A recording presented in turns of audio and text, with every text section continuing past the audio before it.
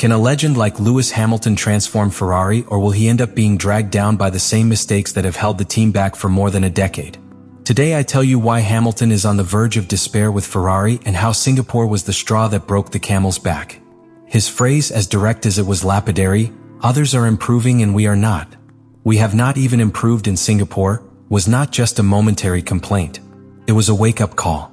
It was the echo of a world champion realizing, perhaps for the first time, that he has exchanged a structured environment for one full of uncertainty. A warning not only to the team but to the entire world. Ferrari risks squandering the best opportunity it has had in a decade, and he is wasting it in front of millions of viewers. This first act does not need more races to show that the alliance between Hamilton and Ferrari is in crisis. Because when a driver like Lewis speaks, he doesn't do it on impulse. He does it because he has seen enough to understand that something is not right. And that time, in Formula One, is a resource that runs out quickly. Singapore wasn't just another race on the calendar. It was a technical ruling for Ferrari. A public judgment on the design, internal decisions and development direction that the SF25 has followed. If there was any doubt about the fragility of the Prancing Horse 2025 project, Marina Bay was responsible for dispelling it in just a few laps. And it was there, under the artificial lights and suffocating humidity of the street circuit, that Hamilton's frustration reached the point of no return. The autopsy of this debacle does not require a scalpel, just reviewing the facts. From the beginning, SF25 was unstable and reactive.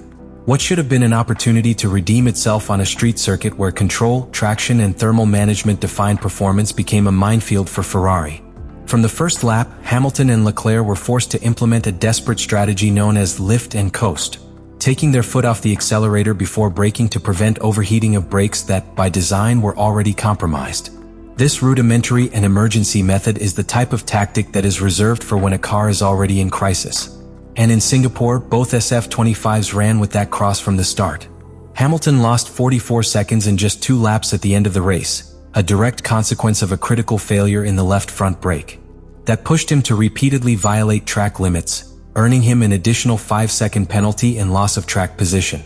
But the ordeal was not unique to Hamilton. Leclerc also suffered a brutal thermal imbalance between his rear brakes from lap 8, which then transferred to the front axle. His radio testimony, desperate and raw, says it all. "For fuck's sake, we are doing 200 meters Lico." He literally had to sacrifice 200 meters of acceleration per lap just to avoid destroying his car. 463 full laps, Ferrari competed not against its rivals, but against its own car. Fred Vasseur, the team boss, had no choice but to admit it. The race was compromised from the opening laps. The Marina Bay circuit, with its intense braking zones, suggests perfect conditions to evaluate the car's thermal efficiency. But for Ferrari, those conditions became a death trap. Without long straight sections to cool the components, and with a technical package poorly optimized for this type of circuit, the SF25 exposed all its weaknesses. And he did it without mercy. This race was a brutal X-ray of the soul of the car. Because the problem was not simply the brakes. What happened in Singapore showed a deeper, more systemic failure. A disconnect between what engineers designed and what pilots need. The car not only lacks proper balance, lacks adaptability. And that, in a modern Formula One where versatility is everything, is a competitive death sentence. Ferrari arrived in Singapore hoping to revalidate its position as a contender. She left humiliated, becoming the clearest example of how a team can have the talent, the budget, the history, and still fail in what is essential: building a car that works under pressure. This was the day when the technical truth of the SF25 became impossible to hide. It was the day the project was laid bare before the world. And the day Lewis Hamilton definitively understood that winning with Ferrari will not be a matter of talent. It will be a war against the technical inertia of a team that has not yet understood how to evolve without self-destructing in the process. The most worrying thing about what happened in Singapore was not the brake failure, nor even the humiliation on the track.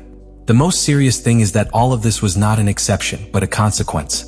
A symptom of a structural problem that Ferrari has had for years, but that now, with the signing of Lewis Hamilton, has been laid bare before the eyes of the world. Ferrari is not bad for a race.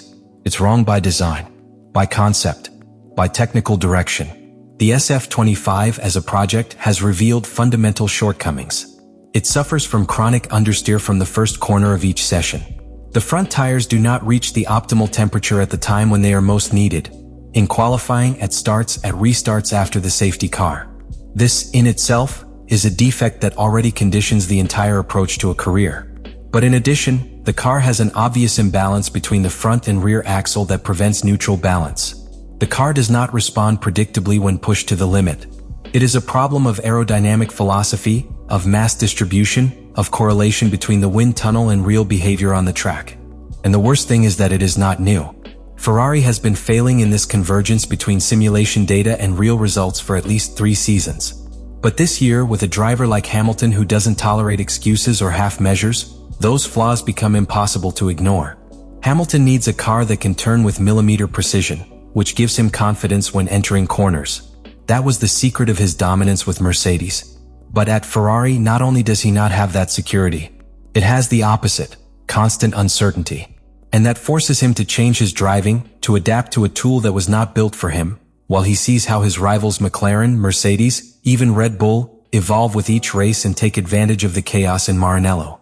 And this is where Ferrari faces its cruelest mirror, the mirror of time. Because we're not just talking about a bad car. We are talking about a repeating pattern.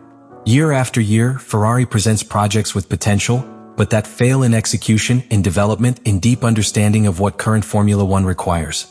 The 2024 was already a warning, a competitive but fickle car with a performance peak that was never sustained. 2025 should be the step forward. And yet, what we see is a structure that remains trapped in its own technical labyrinth, unable to learn from their mistakes, unable to make their innovations work together, incapable of giving its pilots the necessary tools to compete on equal terms. The SF25, according to technical analyses leaked from the paddock, is one of the single-seaters most sensitive to changes in temperature, pressure, and side wind. Its performance window is so narrow that any deviation makes it uncontrollable. This is not just a design flaw, it is a condemnation of inconsistency. It is a guaranteed recipe for not fighting for championships. And the problem doesn't end with the car. It's cultural. Ferrari remains in many ways hostage to its past. A team that still seems to operate under the pressure of its history rather than the logic of modern performance. That makes decisions for image, for internal politics, to protect obsolete hierarchies, instead of following the relentless route that championships require. Lewis Hamilton came to change that. But so far, all he has achieved is to become a witness to a system that resists change. A system that has forced him to improvise, to fight with weapons that are not at his level. And although his talent is capable of hiding the car's flaws at times, that is not enough to fight with the latest generation McLarens or the Mercedes that have begun to regain ground with each Grand Prix. Ferrari in 2025 is not alone fighting its rivals. He is fighting his reflection. Against the version of herself that promised evolution but once again has chosen disappointment. That is the real tragedy. It's not that the car is bad. There is no clear exit route. Because when the problem is at the root, the change does not begin with a new spoiler. It starts with an internal revolution. And that, for now, does not seem to be underway. What Lewis Hamilton is experiencing at Ferrari is not simply a difficult stage of adaptation. It is the reflection of a deep disconnection between individual talent and collective potential. He is a pilot who has won everything, facing the helplessness of not being able to change a system that refuses to evolve. And that helplessness transforms into frustration, into crude statements like the one he uttered after Singapore, which has already been recorded in the history of this season. Others improve and we don't. That phrase is more than a diagnosis. It's a scream. A lament that encapsulates the reality of a team that year after year seems condemned to repeat its mistakes. Because Ferrari does not suffer from lack of resources. It does not lack engineers, it does not lack money, nor does it lack pilots. It lacks coherence. It lacks a clear direction. It lacks modernity in its approach. Hamilton came to change that. He did not come to stroll through Maranello or to retire with symbolic glory. Came to win. To feel again that you are competing on equal terms. And in his head, the plan was clear. Use his experience, his technical knowledge, his development capacity, and his champion's instinct to transform Ferrari from within.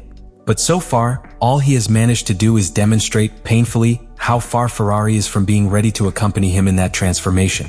The most worrying thing is not that the car doesn't work. The most worrying thing is that, despite Hamilton's talent and the team's effort, there are no clear signs of real progress.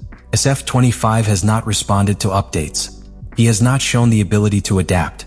Leave me your opinion in the comments. What do you think about all this?